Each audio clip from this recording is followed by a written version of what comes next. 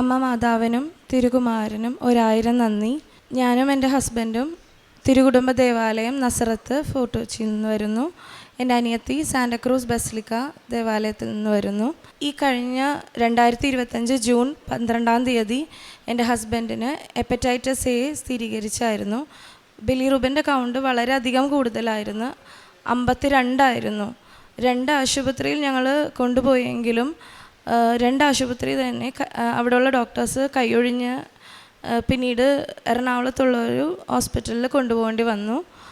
അന്നേരം ഡോക്ടേഴ്സ് പറഞ്ഞത് ഒരു സർജറിയോ അതല്ലെങ്കിൽ ഇൻറ്റേർണൽ ഓർഗൻസിന് ഉറപ്പായിട്ടും ഡാമേജ് ആയിട്ടുണ്ടാകും എന്നുള്ള രീതിയിലാണ്.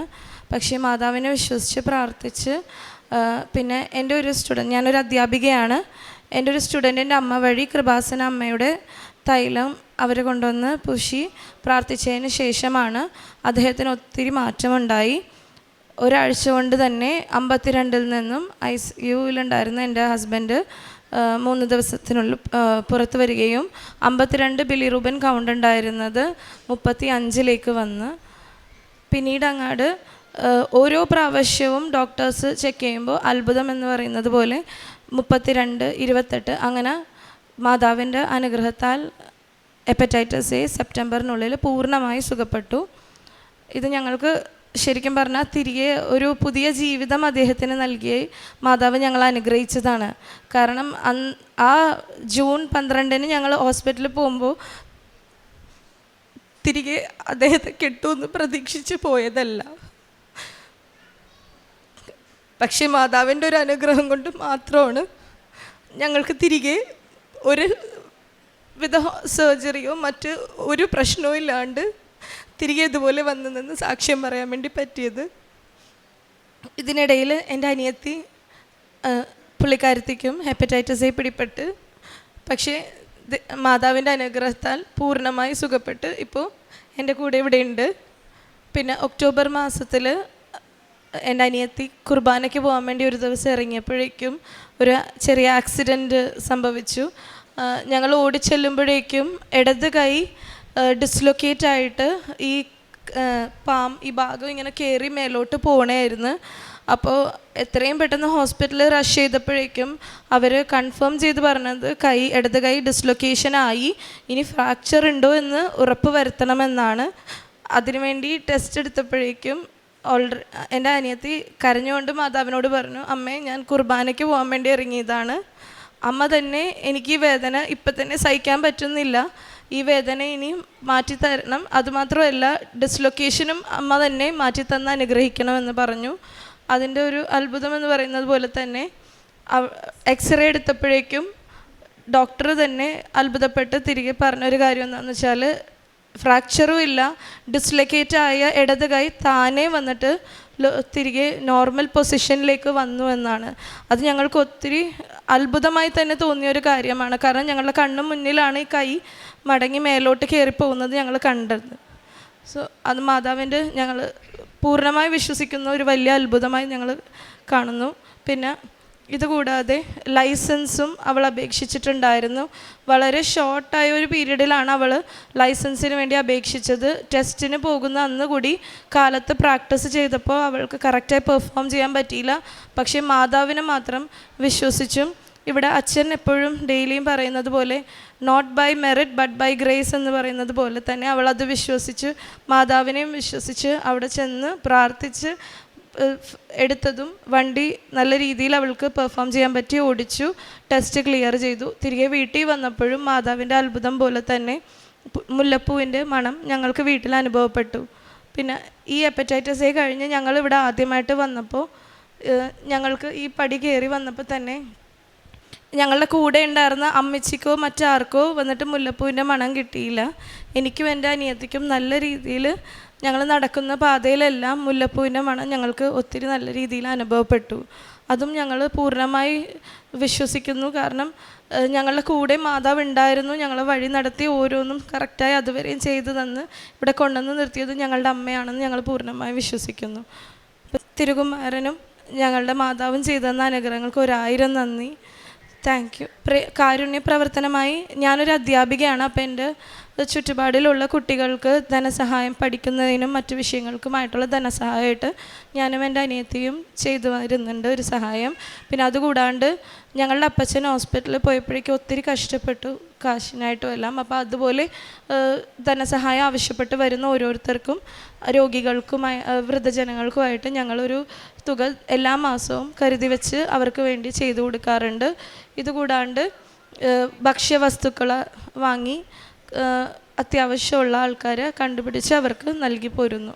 1000 നന്ദി മാതാവേ. 2 രാജാക്കന്മാർ 20:5.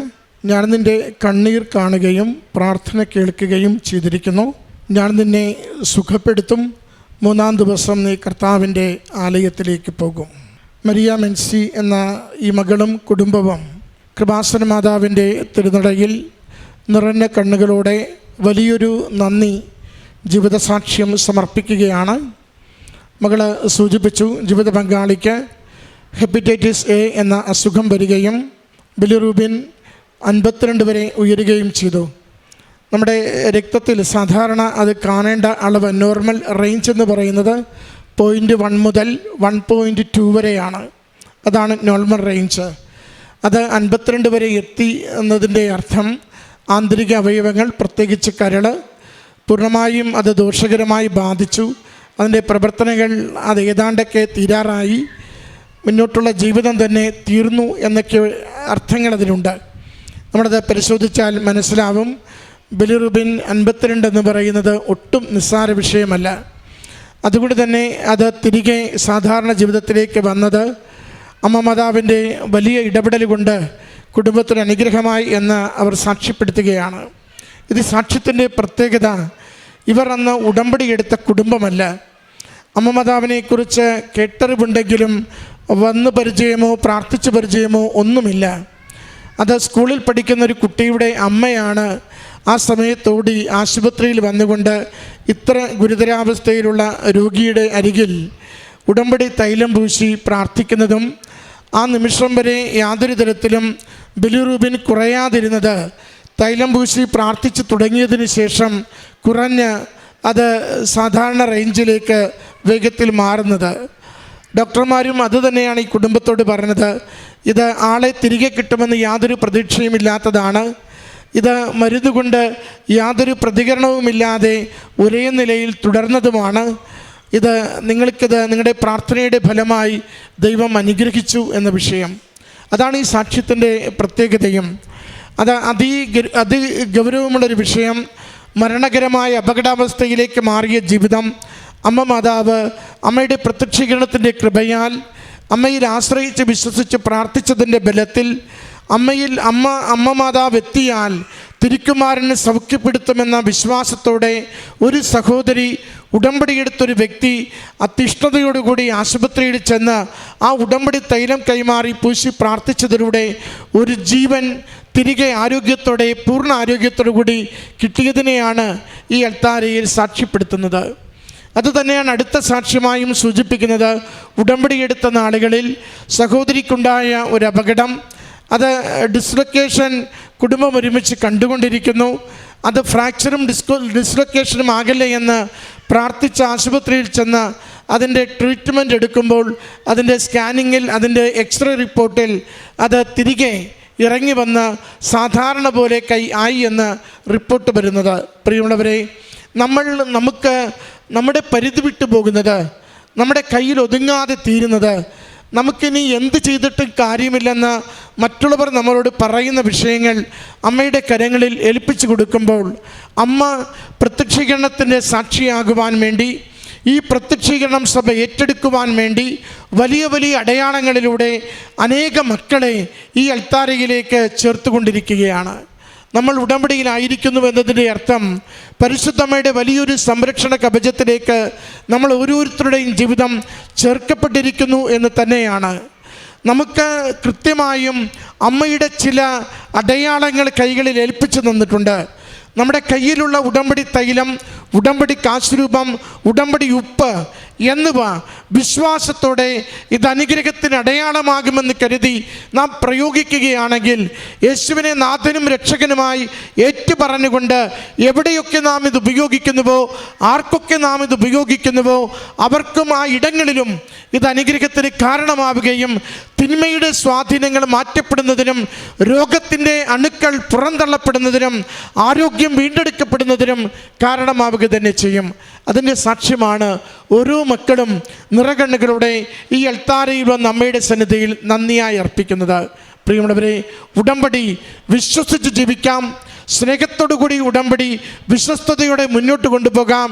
ജീവിതത്തിൻ്റെ ആപത്കരമായ ഏതവസ്ഥയിലും താങ്ങുവാനൊരമ്മയുണ്ട്, സഹായിക്കുവാൻ ഈശോയുണ്ട്.